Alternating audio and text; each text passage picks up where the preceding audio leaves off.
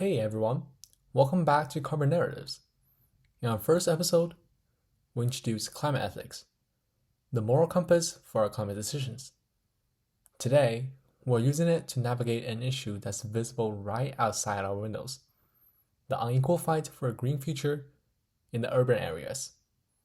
This is episode 2, the green division.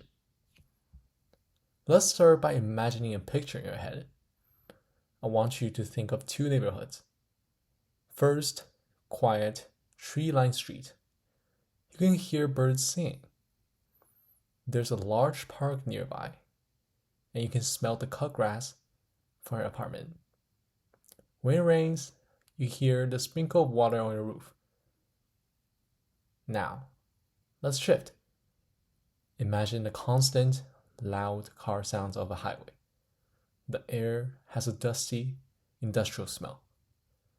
On a hot day, you feel the heat radiating off the concrete. And it can be 10 degrees hotter here than in that first neighborhood. When a storm hits, you hear sirens and the sound of people shouting, trying to save their belongings from floodwaters. This isn't a theoretical assumption. This is the result of environmental racism and systemic inequalities. For decades, city planning has deliberately placed polluting infrastructures like highways, factories, waste sites near low-income communities. The consequences are a matter of life and health. According to an article published by UCLA Health, in Los Angeles County alone, a climate assessment found that over half of all residents, nearly 5.7 million people, live in neighborhoods highly exposed to climate threats like extreme heat and flooding.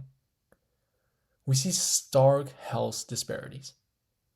In places like the Bay Area, neighborhoods with more people of color can face double the rate of childhood asthma from pollution compared to mostly white neighborhoods. Therefore, we're talking about real measurable harm. Higher rate of asthma, heart diseases, and heat-related illnesses. These communities are forced to bear a heavier environmental burden.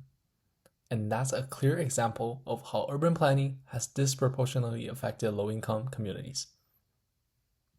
So the problem seems clear, and the solution seems obvious.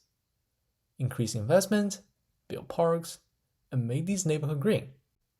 But this is where we hit one of the toughest ethical walls: green gentrification.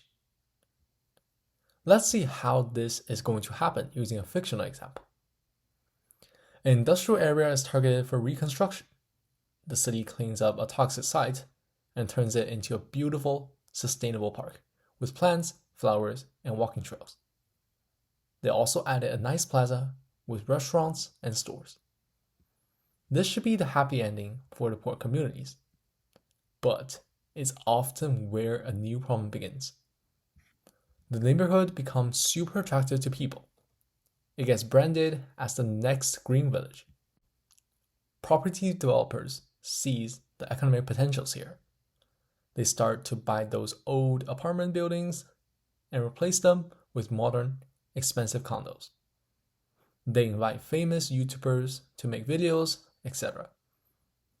At this point, you probably forgot about those people who lived there for years with the pollution, or you just assume that they can continue to live there with nicer conditions. Is that really the case? In reality, they'll slowly, or sometimes rapidly, be priced out. They're displaced. The very green solution that was meant to repair these injustices ends up erasing the community. These tragedies happen all the time, from the High Line in New York City to Taylor Yard in Los Angeles, without anyone noticing. Beyond parks, the green division shows up in other, less obvious ways. Think about food. A teenager in one of the marginalized neighborhoods learned in school about healthy diets to prevent diabetes. But when he looks around, the closest place to shop is a corner store or a gas station, where the only option are cheap processed food and drinks. The nearest fine grocery store might be an hour bus ride away. And when he finally gets there, those fresh vegetables or fruits are so much more expensive than the frozen pizza back at the convenience store. The knowledge is there. The intention might be there, but access and affordability are not. The system is stacked against making healthy, sustainable choices. This is the green division or dinner plate, where sustainable food is a luxury, and the harms of the entire food system fall hardest on the poor. Think about energy. Programs for rooftop solar panels or home energy efficiency upgrades often require upfront costs or good credit. This creates a green energy gap. Wealthier homeowners get lower utility bills and even sell power back to the grid, while low-income renters are stuck in inefficient, expensive to heat or cool homes. The benefits of the clean energy transitions are not flowing to everyone equally. So, what's the way out of this paradox? The goal isn't just to stop green development, but to change its core objectives with justice-based policies that are already being tested. To fight displacement, cities like Boston uses inclusionary zoning, mandating affordable units in new buildings. For permanent affordability, the Dudley Street Community Land Trust in that same city owns the land, ensuring residents can stay. It's also about community power. In Portland, Oregon, communities of color created the Portland Clean Energy Fund, which generated millions for green projects in the neighborhoods. The central question must shift from how we make this area greener to how do we green this area for and with the people who live here right now.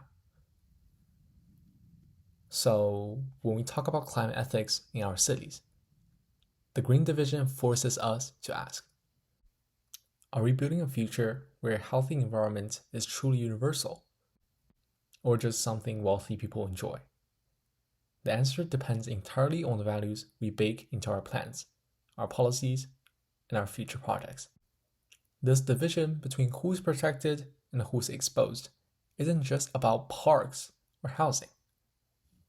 That same inequality determines who's the safest when disaster strikes. And that's exactly what we'll tackle next time in episode 3. Natural on natural. How climate events become disasters.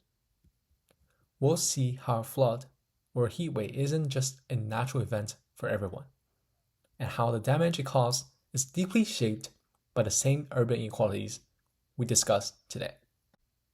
If you want to follow future conversations, make sure to subscribe on Spotify or YouTube. You can also find my research blogs and more resources on my website. Thanks for listening. Until next time, be thoughtful, stay curious.